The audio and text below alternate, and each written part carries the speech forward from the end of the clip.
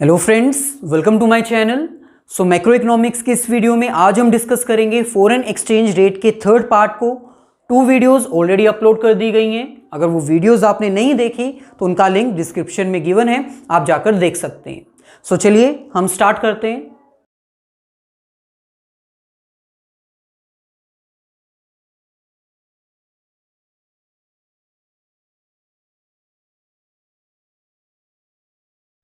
आज हम डिस्कस करेंगे foreign exchange rate system.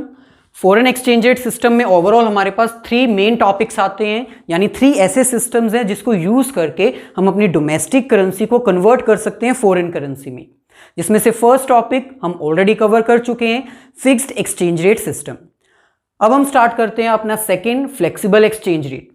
Flexible exchange rate name से ही क्लियर है, ये एक ऐसा रेट ऑफ एक्सचेंज है जो कि गवर्नमेंट डिसाइड नहीं करती। फ्लेक्सिबल है, इसमें फ्लक्चुएशंस हो सकती हैं, रेट इंक्रीज भी हो सकता है, डिक्रीज भी हो सकता है, और ये टोटली डिपेंड करता है डिमांड और सप्लाई के ऊपर। फ्लेक्सिबल एक्सचेंज रेट सिस्टम में जो एक्सचेंज रेट है वो फिक्स नहीं किया जाता। The rate of exchange is not fixed. The rate of exchange is determined with the help of market forces. Market forces की हेल्प से ये डिसाइड किया जाता है कि मार्केट में फॉरेन करेंसी का रेट क्या होगा। अगर डिमांड ज्यादा है तो उसका रेट ज्यादा हो सकता है, और अगर डिमांड कम है तो उसका रेट कम भी हो सकता है। जब हमने डिटर्मिनेशन का टॉपिक किया था, determination of foreign exchange rate, तो जहां पर डिमांड और सप्लाई हमारे इंटरेक्ट करती है, वहां पर जो रेट डिसाइड होता है उसको हम बोलते हैं फ्लेक्सिबल एक्सचेंज रेट। इसमें गवर्नमेंट का कोई रोल नहीं होता, गवर्नमेंट बिल्कुल भी इंटरवीन नहीं करती। जो फोर्सेस मार्केट में प्रिवेल कर रही हैं उनकी हेल्प से जो रेट आता है उसी को हम फ्लेक्सिबल एक्सचेंज रेट कहते हैं। अब फ्लेक्सिबल एक्सचेंज रेट के अपने मेरिट्स और डीमेरिट्स हैं, जैसे कि फिक्स्ड एक्सचेंज रेट के थे। फर्स्ट हमारे पास क्या आता है, गोल्ड रिजर्व्स नॉट रिक्वायर्ड। तो सिंपल है, फिक्स्ड एक्सचेंज रेट में हमें गोल्ड रिजर्व चाहिए था, हमारे पास गोल्ड होना चाहिए, तभी हम फॉरेन करेंसी को एक्वायर कर सकते थे। लेकिन अब क्योंकि इसमें फ्लेक्सिबल एक्सचेंज रेट है और हम अपनी करेंसी यूज कर सकते हैं फॉरेन करेंसी बाय करने के लिए। फॉर एग्जाम्पल, अगर हमें $1 परचेज करना है तो हमें 70 रुपीज पे करने हैं, जो कि इंडियन रुपीज हैं। रुपीज के रिजर्व हमारे पास हैं क्योंकि इंडिया में रुपीज करेंसी चलती है, वैलिड है। इसकी हेल्प से हम $1 परचेज कर सकते हैं। अब हमें गोल्ड की रिक्वायरमेंट नहीं है। फर्स्ट मेरिट क्या है, अब हमें gold as a reserve maintain करके रखने की जरूरत नहीं होगी। सेकंड है movement of capital. Fixed exchange rate system में हमने ये पढ़ा था कि कैपिटल की मूवमेंट इजी तो हो सकती है, लेकिन उन कंट्रीज के लिए ये बिल्कुल भी पॉसिबल नहीं है जिनके पास गोल्ड रिजर्व नहीं है। लेकिन अगर उन कंट्रीज में flexible exchange rate system follow होता है तो उनके लिए भी मूवमेंट ऑफ कैपिटल हो सकती है। इट मींस एक कंट्री दूसरी कंट्री में इन्वेस्टमेंट भी कर सकती है और कैपिटल की मूवमेंट भी पॉसिबल है। क्यों? क्योंकि अब रिजर्व नहीं चाहिए गोल्ड का। गोल्ड का रिजर्व मेंटेन नहीं करना है, वो अपनी करेंसी को यूज करके भी कैपिटल की मूवमेंट इजीली कर सकते हैं। गोल्ड का रिजर्व भी नहीं चाहिए। सेकंड, कैपिटल की मूवमेंट भी इजीली हो जाएगी। Third, venture capital. It means joint business अब पॉसिबल है, ज्वाइंट बिजनेस या फिर इन्वेस्टमेंट। इट मींस अगर आप किसी दूसरी कंट्री के बिजनेस में इन्वेस्टमेंट करना चाहते हो तो फ्लेक्सिबल एक्सचेंज रेट में यह पॉसिबल है। आपको अपनी करेंसी की हेल्प से उस कंट्री की करेंसी को परचेज कर लेना है, और उस कंट्री की करेंसी को परचेज करने के बाद आप उस कंट्री में जाइए और उस बिजनेस में इन्वेस्टमेंट इजीली पॉसिबल है। गोल्ड का रिजर्व नहीं चाहिए। अब इसके कुछ डिमेरिट्स भी हैं। फर्स्ट हमारे पास है market instability. Fixed exchange rate में हमने ये देखा था कि जब एक्सचेंज रेट फिक्स हो जाता है तो मार्केट स्टेबल रहती है, कोई इन्फ्लेशन कोई डिफ्लेशन नहीं आती। लेकिन अगर फ्लेक्सिबल एक्सचेंज रेट आ जाता है तो चेंजेस आएंगे। कभी मार्केट में डिमांड इंक्रीज होने की वजह से हमारा रेट इंक्रीज हो जाएगा और कभी रेट डिक्रीज भी हो सकता है, तो जिसकी वजह से मार्केट में फ्लक्चुएशंस आएंगी, जिसकी वजह से मार्केट इनस्टेबल हो जाएगी, और जिसका इंपैक्ट क्या पड़ेगा, डोमेस्टिक इकोनॉमी के ऊपर पड़ेगा। ये 2 डिमेरिट्स हैं जो कि कंबाइनली रिलेटेड है। फर्स्ट, मार्केट इनस्टेबल हो जाएगी क्योंकि फॉरेन एक्सचेंज में फ्लक्चुएशंस आ रही हैं, कभी वो इंक्रीज हो रही है कभी वो डिक्रीज हो रही है। सेकेंडली, मार्केट में जो इकोनॉमिक है, जो डोमेस्टिक इकोनॉमी है, उसको भी शॉक्स होंगे, क्योंकि अगर एक कंट्री टोटली डिपेंड करती है किसी फॉरेन कंट्री के ऊपर, इन दैट केस उसके ऊपर इसका प्रेशर पड़ेगा। नेक्स्ट हमारे पास है पॉलिसी फॉर्मुलेशंस बिकेम्स डिफिकल्ट। अब क्योंकि मार्केट में फ्लक्चुएशंस आएंगी, जो फॉरेन करेंसी का रेट है वो इंक्रीज डिक्रीज होगा, सो इसके अकॉर्डिंग एक पर्टिकुलर इकोनॉमी को अपनी पॉलिसीज दोबारा जो है वो फॉर्मुलेट करनी पड़ेगी, जबकि फिक्स्ड रेट में ऐसा बिल्कुल भी नहीं था। फिक्स्ड रेट में क्योंकि रेट फिक्स होता है इसलिए कोई भी इंस्टेबिलिटी नहीं आती, सब कुछ स्टेबल रहता है और policy again and again prepare करने की जरूरत नहीं पड़ती। लेकिन अगर फ्लेक्सिबल एक्सचेंज रेट है, मार्केट में रेट्स फ्लक्चुएट कर रहे हैं, तो उसके अकॉर्डिंग हमें अपनी इकोनॉमिक पॉलिसीज रीडिजाइन करनी पड़ेंगी, रीफॉर्मुलेट करनी पड़ेंगी। सो फ्लेक्सिबल एक्सचेंज रेट की टू इंपॉर्टेंट टर्म्स वो भी हम यहां पर डिस्कस कर लेते हैं। जैसे फिक्स्ड एक्सचेंज रेट सिस्टम में हमने 2 टर्म्स डिफाइन की थी, डिवैल्यूएशन एंड रीवैल्यूएशन। ऐसे फ्लेक्सिबल एक्सचेंज रेट सिस्टम में हमारे पास फर्स्ट टर्म क्या आती है, डेप्रिसिएशन, और सेकंड आती है एप्रिसिएशन। डेप्रिसिएशन का मतलब होता है जब किसी डोमेस्टिक कंट्री की करेंसी की वैल्यू डिक्रीज हो जाए, उसको हम डेप्रिसिएशन बोलते हैं।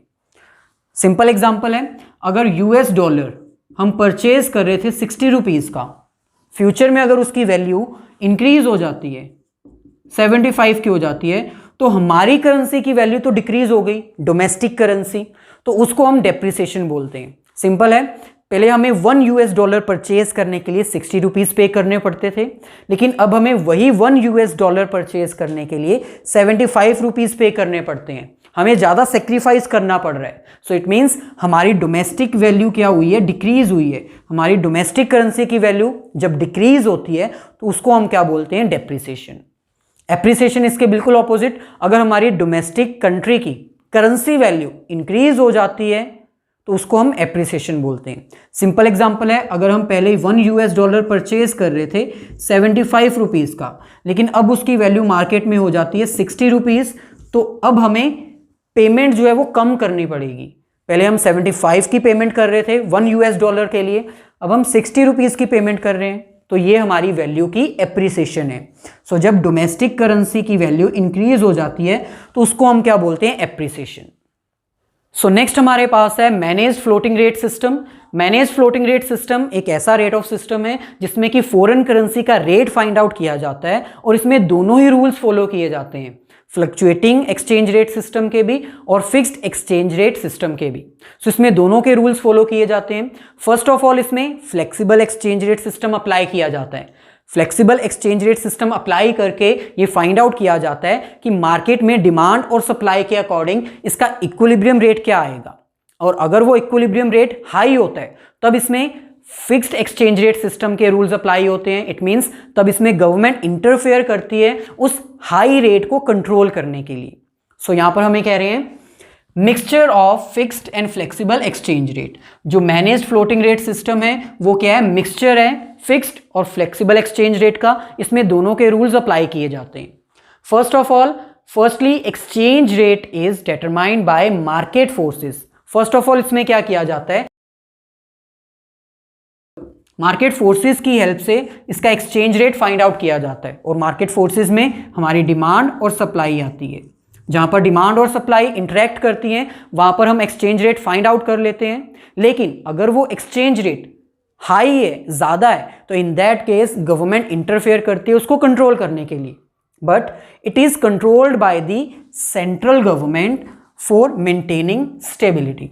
इसको कंट्रोल करना इसलिए जरूरी है ताकि इकोनॉमी में स्टेबिलिटी बनी रहे। अगर यूएस डॉलर बहुत ज़्यादा हाई चार्जेस का हो जाएगा, 90-95 का हो जाएगा, तो हमारी इकोनॉमी में भी इसका इंपैक्ट पड़ेगा, और अगर बहुत ही लो हो जाएगा तो भी इसका इंपैक्ट पड़ेगा। अब सेंट्रल गवर्नमेंट कैसे कंट्रोल करती है इसके प्राइसेस को, सिंपल है, सेंट्रल गवर्नमेंट 2 रोल्स प्ले करती है।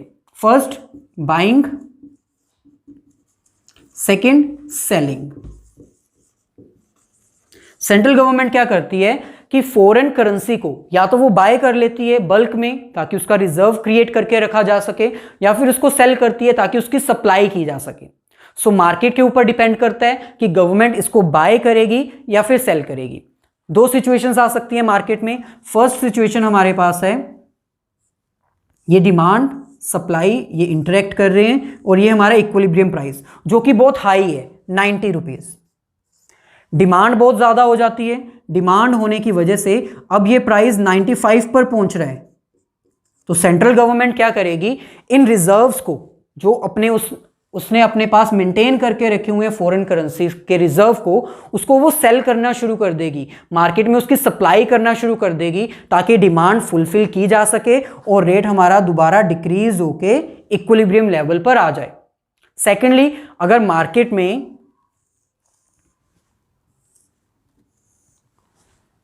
ये हमारे पास इक्विलिब्रियम लेवल है और डिमांड कम हो जाती है, तो इन दैट केस गवर्नमेंट क्या करेगी, उसको बाय करना शुरू कर देगी ताकि डिमांड को इंक्रीज किया जा सके और मार्केट में जो इक्विलिब्रियम लेवल है वो फिर से मेंटेन किया जा सके।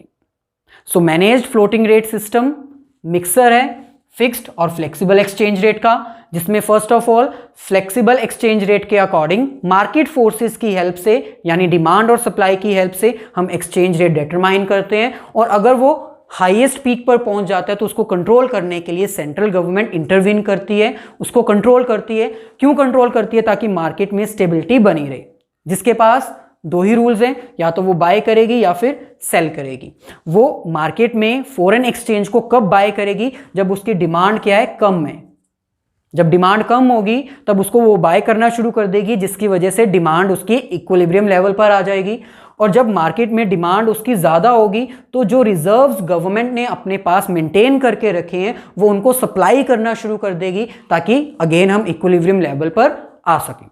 सो ये थी हमारी आज की वीडियो, जिसमें हमने दो टॉपिक्स डिस्कस किए।